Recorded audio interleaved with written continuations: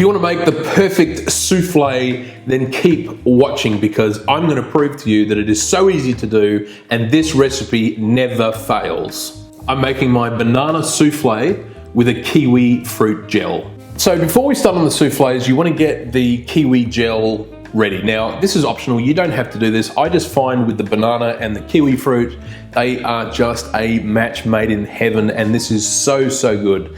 So what you want to do into a saucepan is place in some chopped up kiwi fruit, add in some sugar and then some water as well, and then mix it until the kiwi fruit start to soften, and then just using a fork, break down that kiwi, and that will just release all the flavors and that color from the kiwi fruit as well. Then bring it to a boil and then just reduce the heat, let it simmer for about 10 minutes until it reduces right down and it becomes like this syrupy consistency. And very simply, all you have to do is just pop it into a blender and just blend it and blitz it until it's nice and smooth and thick and shiny and it's like a gel, and just put it to one side because we'll use that later on when we plate up. So for the soufflés, the first thing that you want to do is preheat your oven to 200 degrees Celsius or 400 Fahrenheit. And as the oven is preheating, just place a baking tray in there as well, because we're going to put our soufflés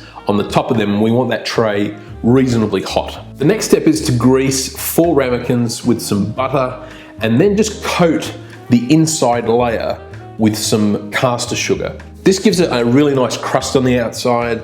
It helps the souffle lift and stop from sticking to the sides as well. Now for the banana component, very simply, just chop up some banana, mix it with honey, blend it, give it a good blitz until it's a nice puree, and then just leave it to one side because we'll add it in after we've done our egg whites. And speaking of egg whites, place them in a dry, clean bowl and just whisk it until the whites form soft peaks. And then what you want to do is gradually add the caster sugar or superfine sugar, and you want to whisk continuously until they're stiff and those stiff peaks have formed. So you'll know when to stop when you get to a point where it's sort of halfway to a meringue consistency. You don't want it like super, super thick and glossy, but you don't want it really sort of so fluffy where we were at with just the egg whites without the sugar.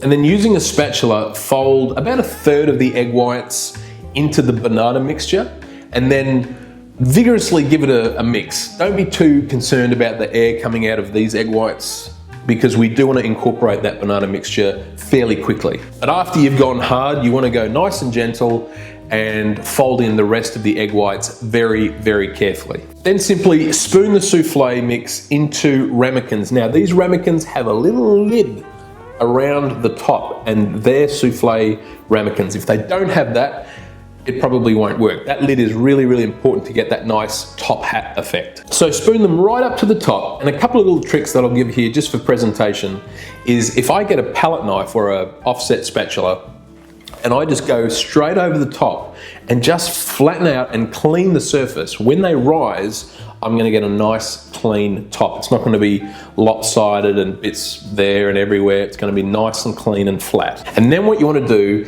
is grab your finger and just go around the rim of the ramekin and get rid of any excess on the edge. And that is gonna give you that top hat effect, which you're after for the souffle. Bring out that preheated baking sheet, place the ramekins on there, and then they go into the oven. And you wanna bake them for 10 to 12 minutes until they've risen.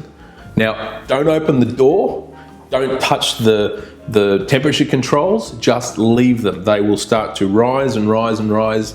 And I tell you what, 10 minutes and you can just sit there and watch this magic happen in front of your eyes. It's just amazing. Now here comes the tricky part. As soon as those souffles come out, you want to beeline it straight away to the table. Okay, serve it immediately. Don't wait around, don't, go and have a drink with your mates or anything like that. Serve it immediately. Because what happens is when you take those souffles out of a hot oven where the air is rising and you bring it out into a cold environment, what's gonna happen? They're gonna start to drop. So simply dust them with some icing sugar or confectionery sugar, and I've just put a little swirl of that kiwi gel on the side, which just goes so well with the banana souffle. And what you have is a cloud in a ramekin. you have a piece of heavenly cloud in a ramekin. Now, you don't have to have a banana one if you don't like banana. You can just leave the banana out.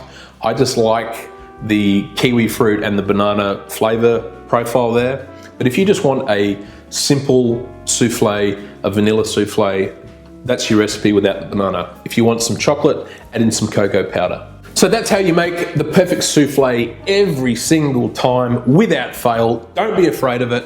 It is so easy to do once you get the hang of it, and you will be making so many of them. If you're after the recipe, click on the link in the description. It'll take you to my website where there's the full written recipe there.